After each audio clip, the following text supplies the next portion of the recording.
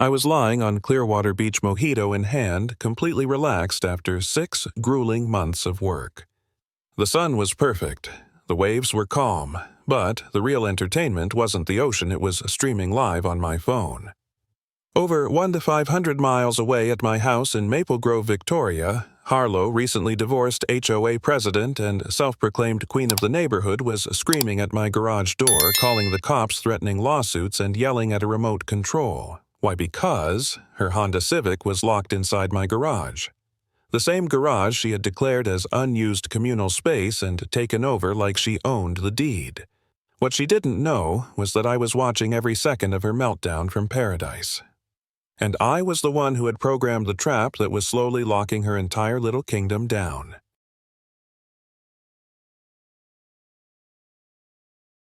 My name's Ethan Walker. I'm 25, fix computers for a living, and just last year I bought my first house, a cozy 3-bedroom with a double garage in a quiet cul-de-sac in Maple Grove. Life was simple, peaceful. I used one garage bay for my car and the other as a workshop. It was my space, my little sanctuary. Until one Monday morning, I opened the interior door to grab a tool and froze. There it was, a silver Honda Civic, parked neatly inside my garage like it had a lease, not blocking the driveway, not halfway in.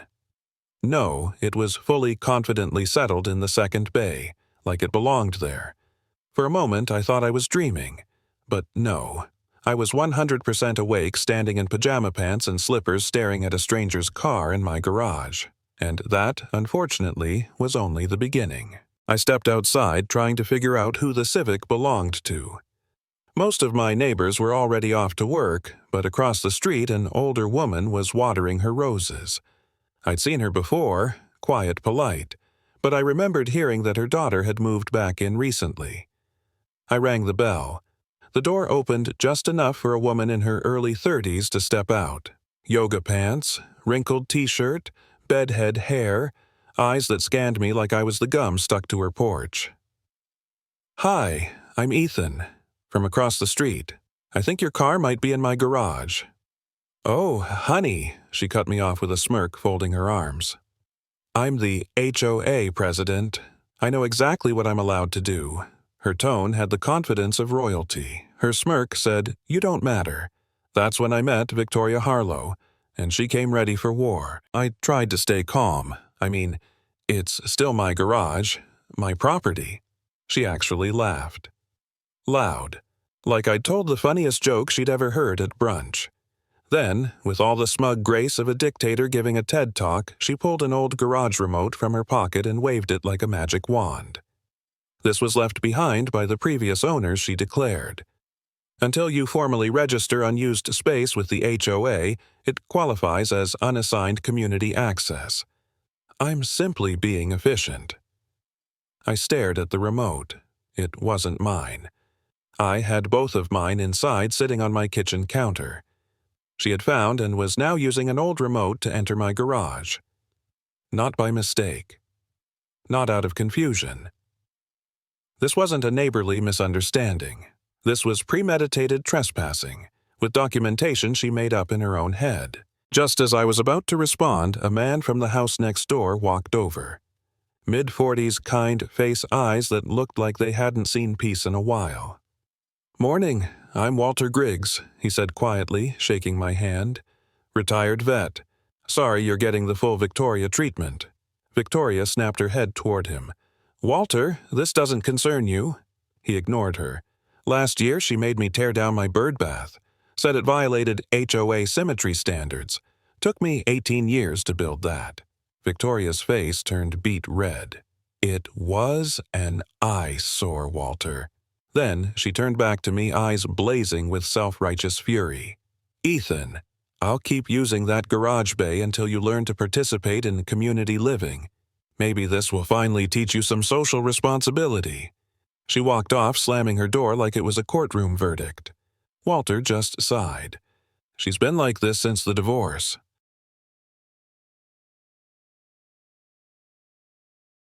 I stood in my driveway for a long minute, staring at my own garage like it had betrayed me. This wasn't some quirky, neighborly mix-up. Victoria Harlow knew exactly what she was doing, twisting her flimsy HOA badge into a weapon. She had no legal right, no written authority, just a smug grin and a leftover remote from a previous owner. And now she was treating my garage like it was a test site for authoritarian HOA rule. I went back inside and checked the kitchen counter. Both of my remotes were still there untouched. That remote in her hand, a relic from the past, now turned into a tool of power play. I poured a coffee, stared out my window, and watched her sit on her porch like a queen overseeing conquered land. I wasn't just angry, I was calculating. This wouldn't be a shouting match, it would be a lesson. The next morning I opened the door to my garage and nearly laughed out loud. The Civic was still there, of course, but now it had company.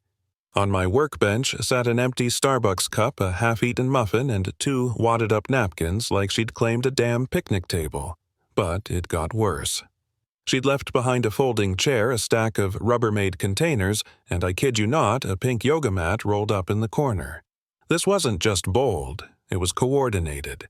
Victoria was actively moving into my workspace like she had a lease and a Pinterest board. And she was leaving breadcrumbs, bits of herself, like she expected me to clean up after her. It wasn't just theft of space anymore. It was symbolic domination. And I started to realize something chilling.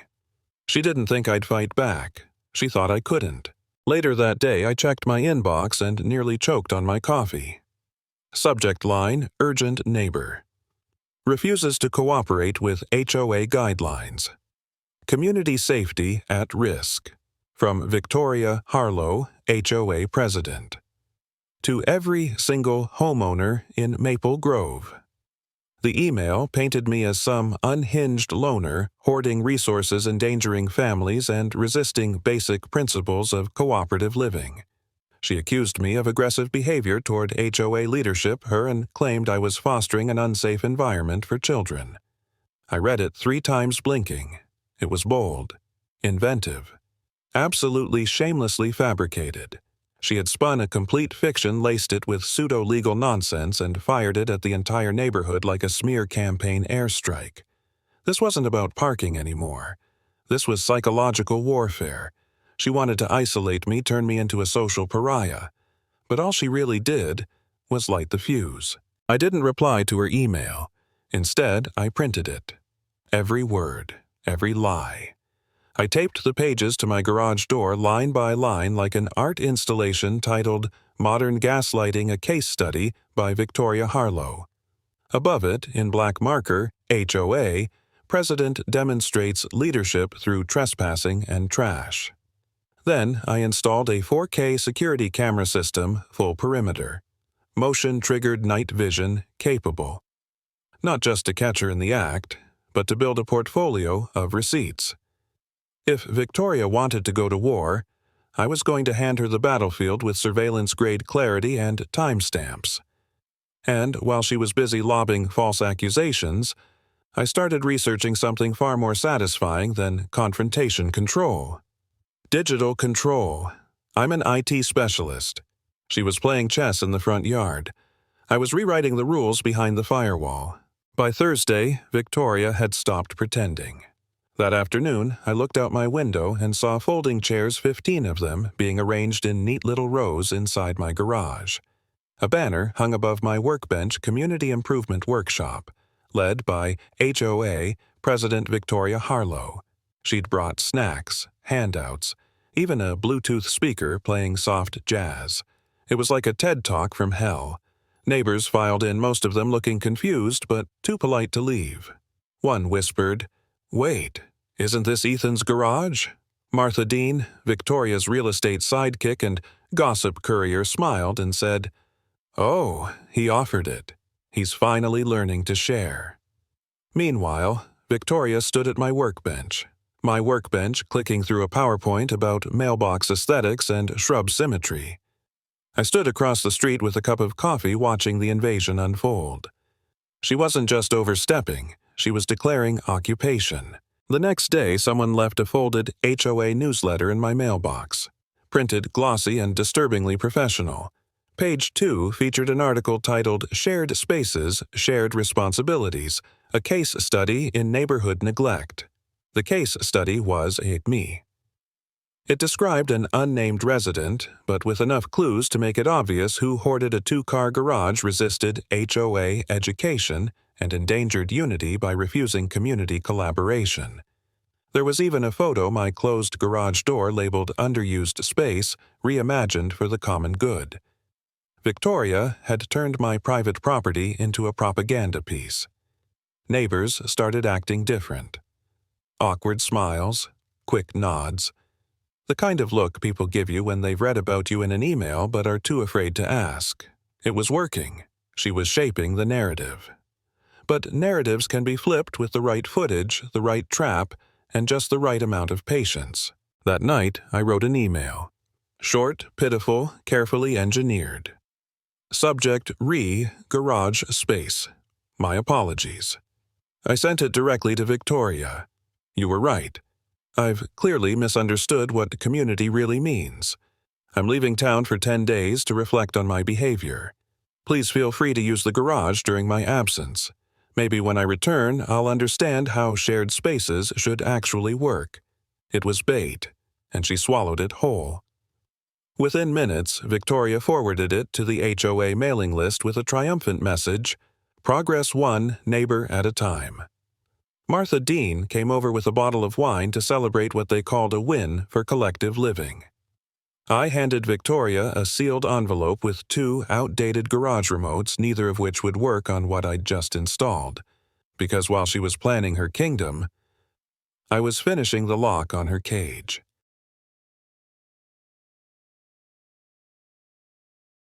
The next morning, while Victoria hosted a resource alignment brunch on her front lawn, I got to work.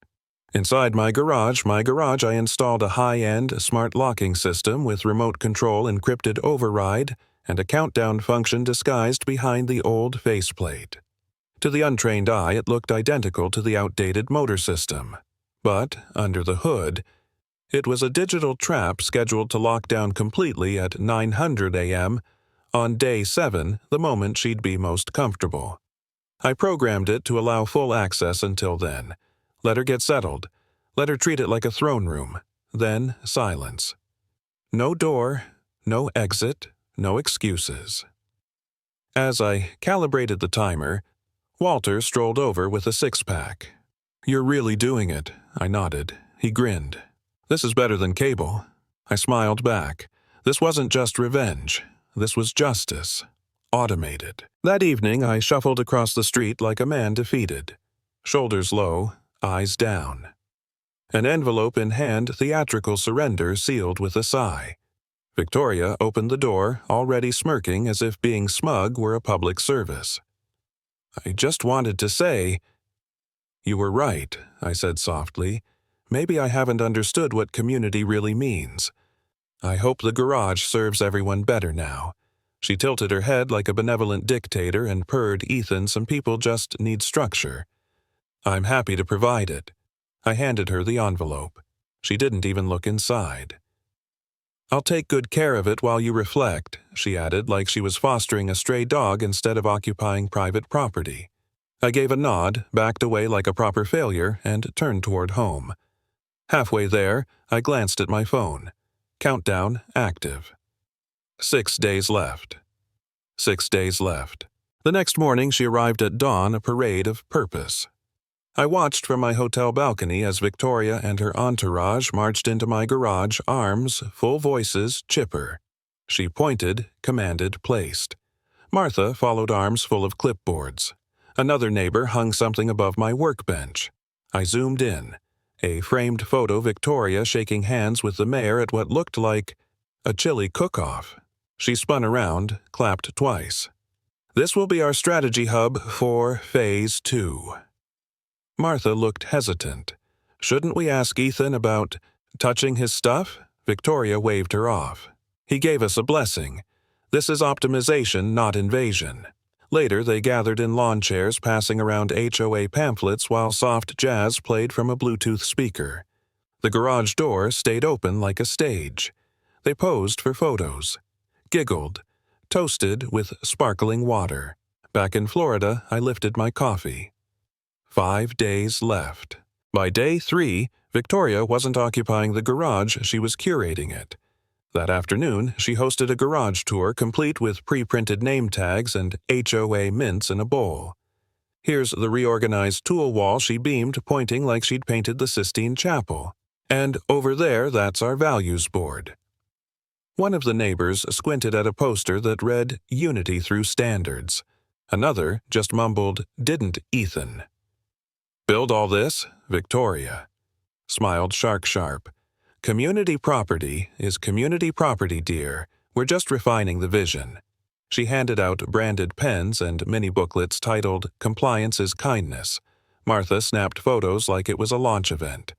I sat poolside watching it all unfold on my phone. Her hand gestures, her spin. It looked like leadership to the untrained eye. To me, it looked like overconfidence in high heels. 4 days left. Day 4. Victoria showed up at 7:00 a.m. Sharp, moving like someone late for a staff meeting in a building she didn't own. She marched in with a travel mug, laptop, and clipboard that read "Action Items." I watched as she plugged in her phone charger next to my soldering iron. Her voice echoed off the garage walls. "Martha, can you update the compliance chart?" I zoomed in. My pegboard now held a whiteboard full of hedge height notes and lawn decor rankings. Then came the treadmill. "For HOA wellness," she said brightly as if cardio justified colonialism. I stopped checking the feed, and real-time her schedule had become predictable. Morning coffee power, huddle compliance sermon selfies in front of her garage. Meanwhile, I sat by the ocean letting the wind carry the quiet. The plan didn't need tweaking anymore. It just needed time. 3 days left. Day 5. I ordered room service and pulled up the camera feed like it was my favorite TV show. Victoria had reached peak delusion. She'd now added a bookshelf complete with HOA handbooks, a fake plant, and a framed quote, "Leadership isn't given, it's taken." Martha arrived with fresh-baked cookies and a new resource list for future enforcement: overgrown grass, off-tone shutters, and unapproved lawn furniture. Victoria made copies on my printer. I barely recognized my own workspace. And I didn't care, because the system was armed. The countdown would strike at 9:00 a.m. on day 7. The lock would engage. Remotes useless. Manual override disabled. Entry denied. Everything was prepped, quiet, clean. Victoria thought she was running the neighborhood from my garage. She didn't realize she was already locked inside a plan I'd written in code. 2 days left. Day 6. Victoria arrived earlier than usual this time in full-blown HOA cosplay blazer clipboard name tag that read, "President Harlow, Community First." She brought muffins. Hosted what she called a leadership roundtable. 4 neighbors sat awkwardly in folding chairs while she clicked through a slideshow titled "Neighborhood Discipline, the Missing Piece of Peace." They discussed curb symmetry and mailbox humility. Someone coughed when she suggested monthly garage inspections, but no one challenged her. Martha kept snapping photos, probably to include in the next HOA digest. Inside my garage, Victoria had created an empire of laminated delusion. Her laptop sat next to my soldering station. Her whiteboard had tomorrow's agenda, 9:00 a.m. Daily briefing. I smiled, because at exactly 9:00 a.m. tomorrow, the door won't open. The Queen will arrive for court and find her throne sealed shut. 1 day left. Day 7. Showtime. From my hotel balcony, I watched the Gulf shimmer like glass as I opened the security app. 1 tap confirmed, lock engaged. Back in Maple Grove, 9:00 a.m. Sharp, Victoria strolled confidently across my driveway, coffee in hand, laptop bag swinging like a power briefcase. She pressed the garage remote. Nothing. She blinked, tried again. Still nothing. She frowned, pressed harder, as if angrier clicks were the missing key. She bent down, yanked the emergency cord, pulled, pushed, kicked the base of the door like it owed her rent. The door didn't budge. She circled the house, tried the side entrance, peered through windows, pacing now, hands waving, phone out. By 9:15, Martha had screeched into the driveway, heels clacking, voice already high-pitched. They stood in the driveway like confused villains outside the vault they thought they owned. The door stayed closed. So did their illusion of control. By 10:00 a.m., Victoria had called her first locksmith. I watched on my phone as a white van pulled up. The poor guy barely stepped out before Victoria launched into a dramatic monologue about emergency HOA access and cooperative seizure. He asked one question. "Do you have written permission from the property owner?" She froze. "No, but I'm the HOA president." "That's not how property law works, ma'am." He got back in the van and left.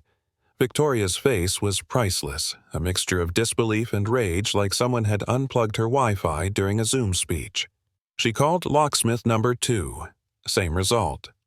By the time the third locksmith arrived, a guy charging emergency weekend rates, she was pacing the lawn in circles, phone glued to her ear, yelling into voicemail boxes. And all the while the camera kept rolling, recording every failure, every tantrum, every crack in her crumbling throne. By late afternoon, the sun was low, and so was Victoria's dignity. She'd abandoned all pretense of control. No more HOA jargon, no more clipboard, just yelling. Martha stood nearby, fanning her with a folded newsletter as Victoria jabbed her finger at the garage like it personally betrayed her. Neighbors had started gathering, some pretending to walk dogs that didn't exist, others openly watching from porches. One guy brought popcorn. When the third locksmith walked off shaking his head, Victoria screamed, "This is illegal! He kidnapped my car!" Someone laughed. Phones came out. She spun around, eyes wild. "I'm the victim here. He locked me out of shared space," Martha whispered. "Maybe we should call legal," Victoria snapped. "I am legal." By the time I boarded my evening flight home, she was still pacing the driveway like a general without an army. Tomorrow, I'd return, with receipts.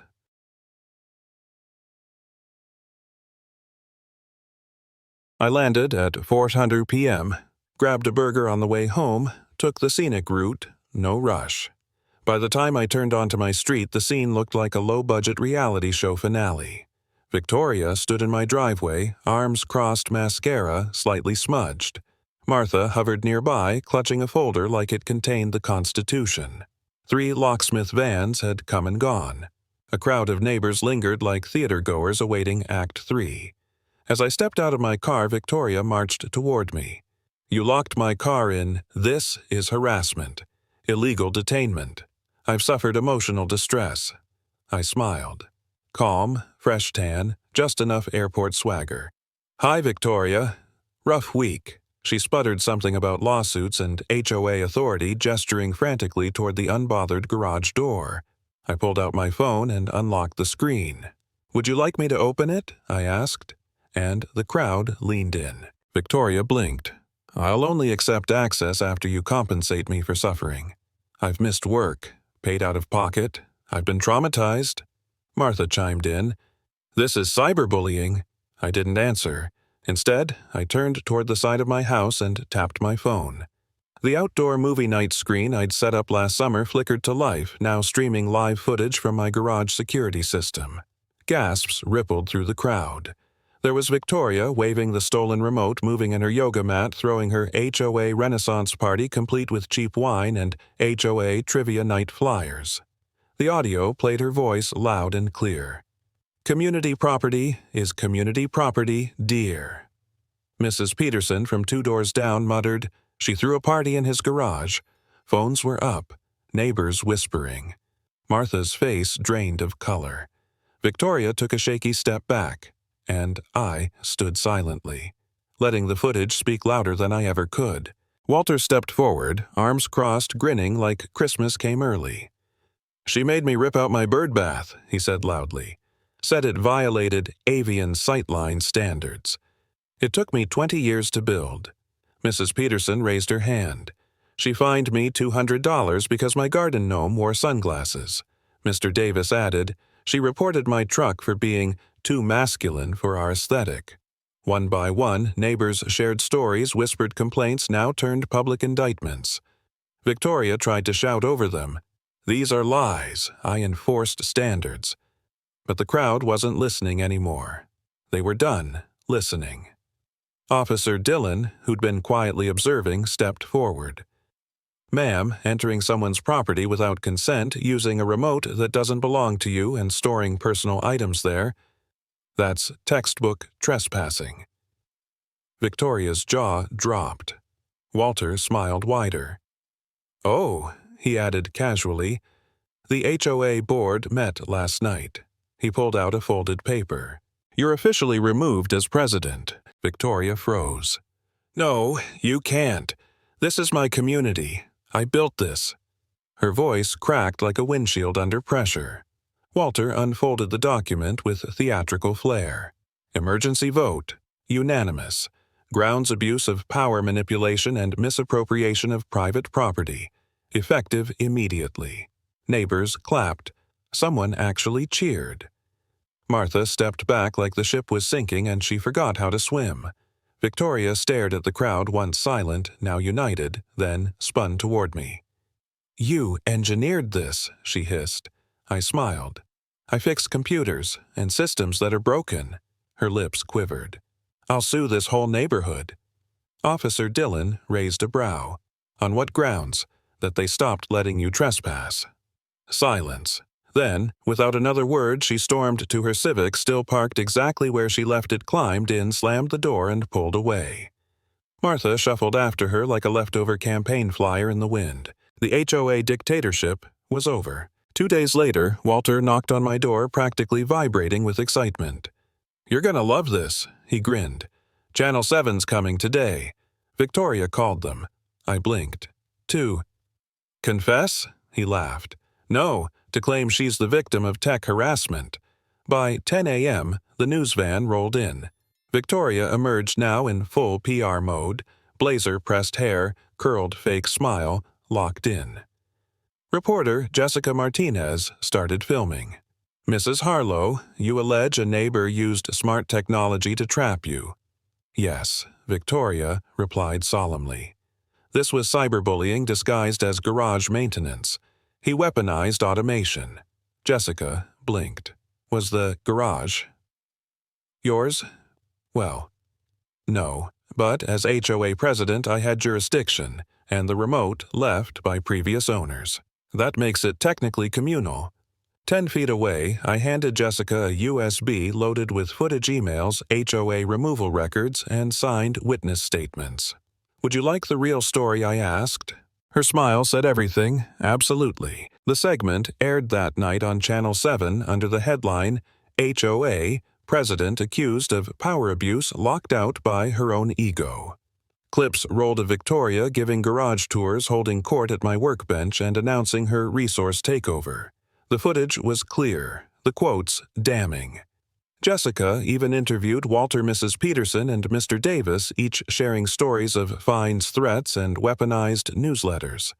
Then came the footage of Victoria's meltdown, yelling about victimhood while trespassing with a smug smile. Within 24 hours, the story spread like wildfire. Reddit loved it. YouTube ran compilations. TikTok turned her speech about communal property into a remix dance challenge. 3 days later, I heard from a neighbor that Victoria's insurance job suspended her indefinitely for conduct unbecoming of a community liaison. The best part, she tried to comment on the HOA Facebook page defending herself, and got auto-removed by the new moderator, Walter. A week later, I hosted a block-wide BBQ titled "Garage Reclaimed, a Celebration of Actual Community." Neighbors poured in. Folding tables lined the driveway. Mrs. Peterson brought her famous potato salad. Mr. Davis handled music. Even the young couple Victoria once denied a fence permit showed up with cupcakes shaped like little garages. Walter, now officially HOA president, made an announcement from my former workbench, once Victoria's command center. No more $200 fines for mailbox color. No more intimidation. From now on, we talk before we ticket. Cheers erupted. People actually laughed. Midway through a U-Haul pulled up to Victoria's mother's house. We all turned to watch as Victoria Silent Furious loaded her last boxes into the truck. No one waved. No one offered help. Walter shrugged. Heard she's moving 3 states away. Apparently her company didn't love going viral. I smiled, watching her drive off. For once, the street felt quiet in the right way. 6 months later, a letter arrived from the HOA board. Walter had nominated me for the annual Community Service Award for Restoring Harmony, reminding us that dignity and boundaries still matter. The plaque now hangs in my garage right where Victoria's motivational poster once read, "Control builds community." I replaced it with "My own respect builds everything." What started as a fight over a parking spot became something bigger about standing your ground, but doing it with intention, not rage. About being smart without being cruel, firm without being hateful. If this story resonated with you, if you've ever dealt with your own HOA queen or felt powerless in the face of authority, know this. You're not alone, and you don't have to yell to be heard. Thanks for listening. If this gave you a little clarity, a laugh, or just some peace, feel free to subscribe, or share it with someone who needs it. And remember, sometimes justice sounds like silence, and a garage door that finally stays closed.